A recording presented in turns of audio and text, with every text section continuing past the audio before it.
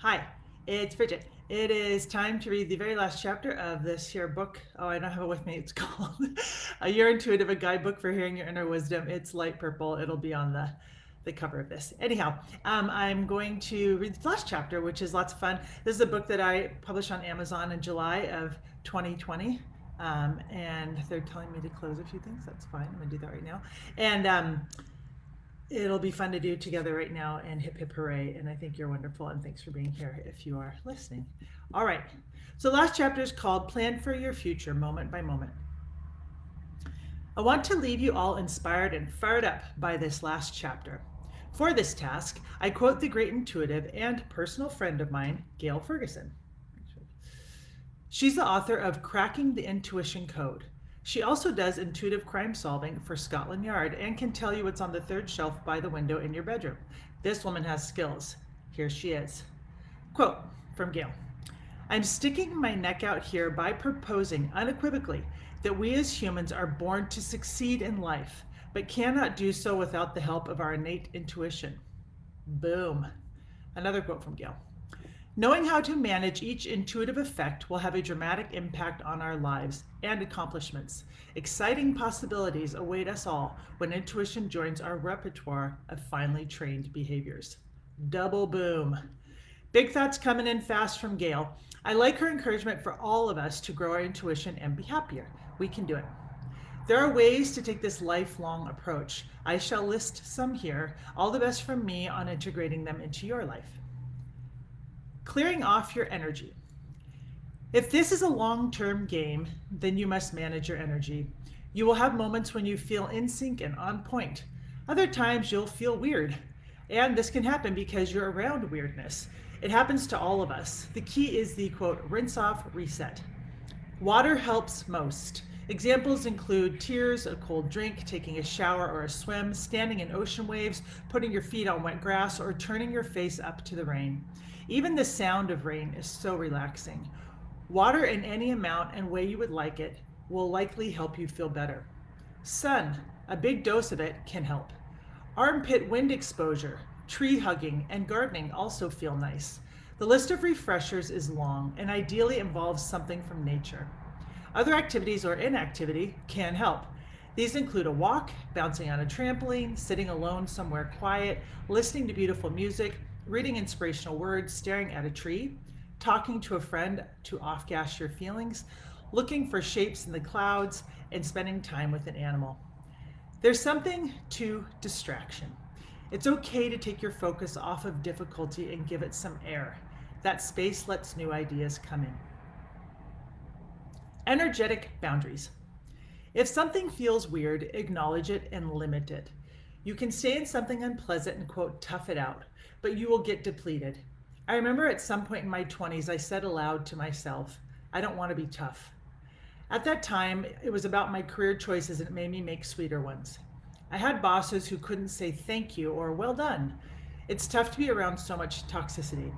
Eventually, I came upon a boss who was a true mentor. She taught me how to do my job well and told me, good job, kid, sometimes.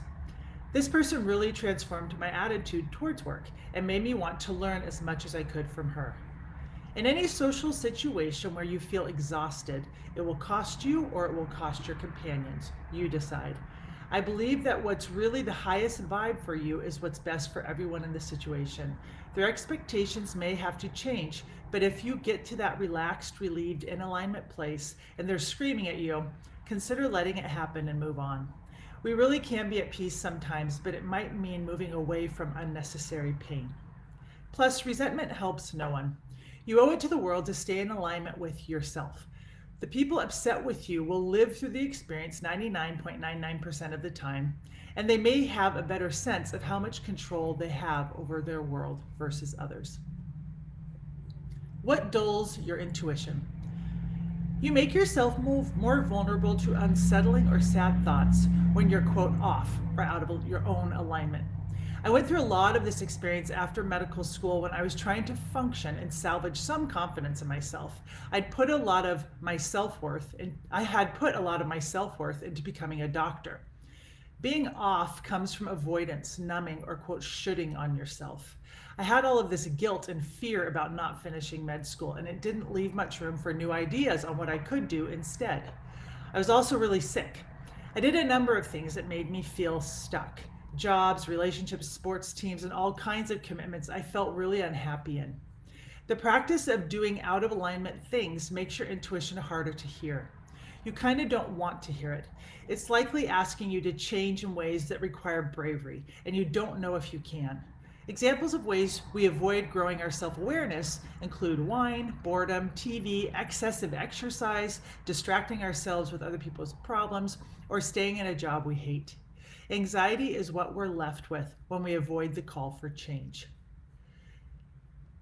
Whew. Is this the most terrible thing in the world? Not at all. It's a form of pacing and catching up with ourselves sometimes. It's pretty normal. But if you feel you could lie on some dirt, but if you could lie on some dirt in the forest and stare up at tree boughs and feel your feelings instead of eating stale chips and watching a TV show you don't actually enjoy, that might be a good direction to head. It's worth it to hear yourself and move through the feelings as soon as you can. You'll want to do that eventually. Don't plan. The plan.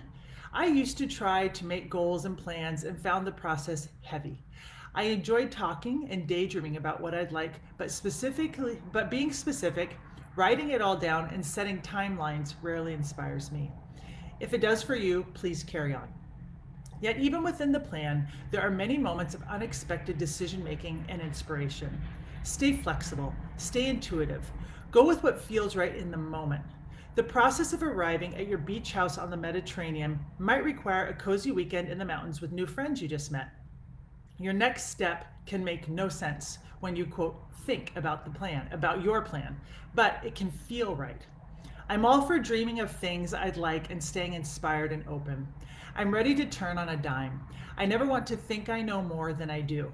I'm receptive to moment by moment guidance, and then I watch the magic emerge.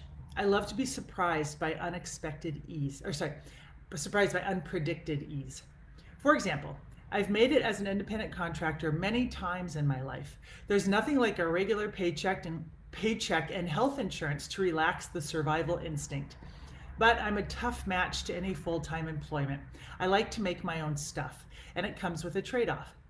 I can go from, fudge, I better book some work soon, to, wow, that was the most amazing conversation. I just booked really cool work in just a few hours. It's a Zen state I enter as an entrepreneur. I trust things will work out for me. The temptation to go back to the safety of full-time employment is one I gave into several times, but I always came back to working for myself. It's easier on my mind, body, and spirit. It requires immense self-honoring and receptivity to pull off. I plan very little. I go with the flow. One time a fellow entrepreneur friend asked about my goals for the year. I said, seek joy and see what happens. She was shocked but curious. We're still friends. Meditation. Meditation is a great tool going forward. I am no expert. I just want you to do anything you can to hear yourself. I enjoy the cross-legged in silence experience. That's idealized. My wish is to quiet my thinking mind and get a little spacey. I also use walking, shopping, driving, lying in bed and resting, chopping on cereal, cooking, and singing to myself to reach the mushy place. All of these activities can distract my thinking mind enough to let my inner world emerge. Being able to be calm on purpose, true meditation in my mind, is good because it takes you out of the hustle and bustle. It reminds you that we're all connected and you're lovingly guided and all that. But don't force or punish yourself. Just find any way to chill out. Maintain a dialogue. Now that you've read this book or listened to it, you can never again wonder if you matter or if anyone out there is listening. You have a certified certain connection to the universal mind that you're developing, and it's on your side, pushing you toward aligned feelings. How do you grow it? Keep talking to it and then listen for a reply. You can ask, what next? And do some writing or just sit in silence. What's next? And do some writing, sit in silence. You can engage with it anytime. Just a warning that 99% of the time it will tell you to rest more. Basically, there is maintenance to do. Don't ignore your intuition for long periods. Check in on your business. Keep up with yourself. You gotta. How do you feel about this person or this relationship or this job or this vacation idea? You have a lot of stuff inside of you that's super duper helpful to you. Sometimes an outside experience, a sign, a song, or words from a friend will be the guidance. And remember, sometimes the answer is that you don't know enough yet to decide or act just yet. That's a form of guidance. Also remember that insomnia can be a time to meditate or listen. Get into it, trust it, dialogue. Also consider cutting out coffee. And you might just need a snack. I often just need a snack. Timing of actions. Timing is a higher level skill. Sometimes we feel the truth of something working out but don't know when or how.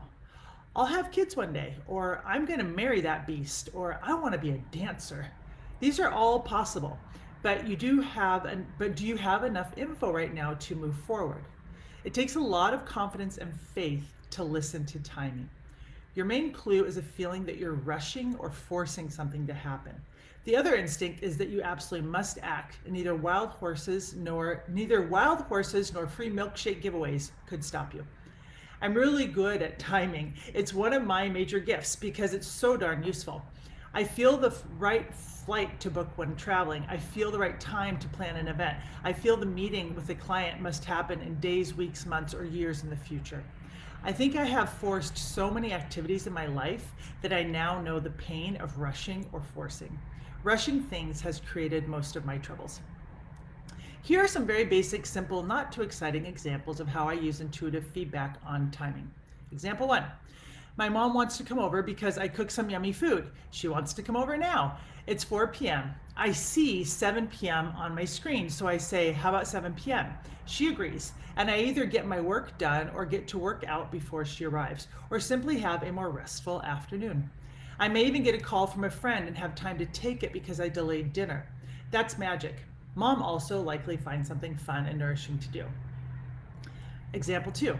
I get a message from someone who'd like to book an improv session. Could I talk today or tomorrow?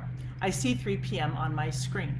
I don't go straight to that time in my reply because it feels too specific and I want to offer something flexible. So I write, I can meet this afternoon anytime after 2 p.m., maybe 3 p.m.? ? They agree, we chat at 3 p.m., it's magical, and I book the gig. A note here, if I don't see any times on my screen, that can mean there's no flow. That the event might be a no for me or simply won't happen. When times pop up, I see that info as confirmation that my energy and focus going in this direction is worthwhile. I may not yet understand how.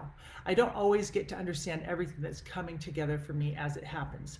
So if I receive intuitive time, I dive in. And intuitive time, I dive in. Also, I might feel next week or next month is the natural timing, so I'll say, how about next week, maybe Monday or Tuesday, or can we check in October? That often works out. I feel when things will be easy for all vibes involved. It's those strings of light coming together. The really tricky and nifty intuitive timing moments are when I feel something is right, even though everything around me is telling me I'm wrong or I should make a different choice. This is one that drives my sister a little cray-cray because it often means I look like I'll be late, but I'm wonderfully on time, rested, and happy. I'll give an example from my friend Magic Mike. He's magical, so we call him Magic Mike. He likes to swim in Lake Washington here in Seattle. One day, he knew he needed to pick his son up from summer school at 1 p.m.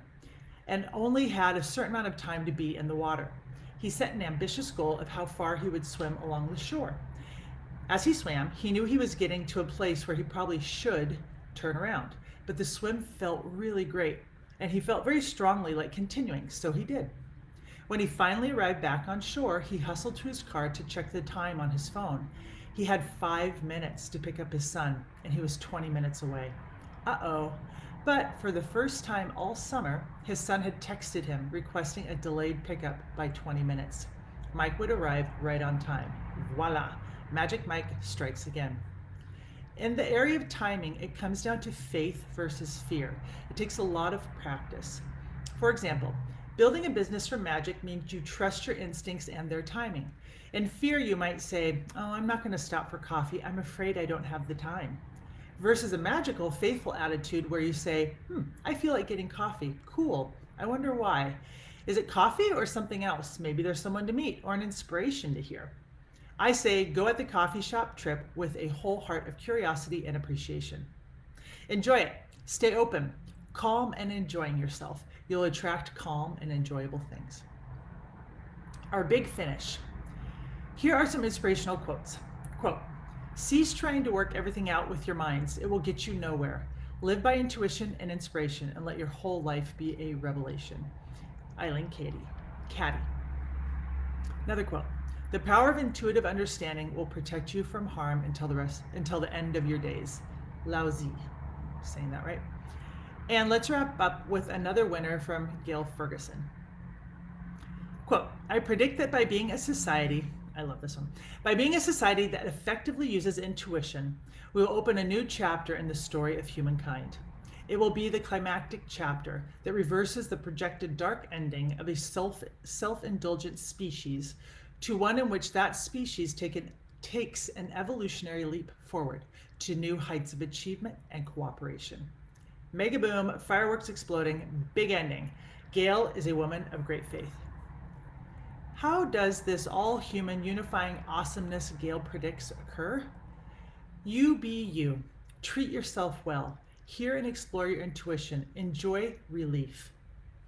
We'll all be waiting for you on the other side and underneath and all around the rainbow bridge of self-love with hugs and applause. We're with you. It's a team effort. Thank you for reading. It gives me chills. Thank you for reading this book. Please do come and play with me and other intuitives either online or at workshops or by reading more books. It's all time well spent. I'm proud of you already. I think you're totally brilliant. You're intuitive. All right, well, that was real fun to do with you guys. I like that ending. It made me feel really cheerful. And thanks for listening to my book. If you've listened to all 6 chapters, I have 2 other much shorter books that I'm going to eventually put up as well. So you can look forward to those. And thanks for your time. Enjoy your day and have faith in your feelings. Okay, much love. Now I'm going to figure out how to turn this off. Bye.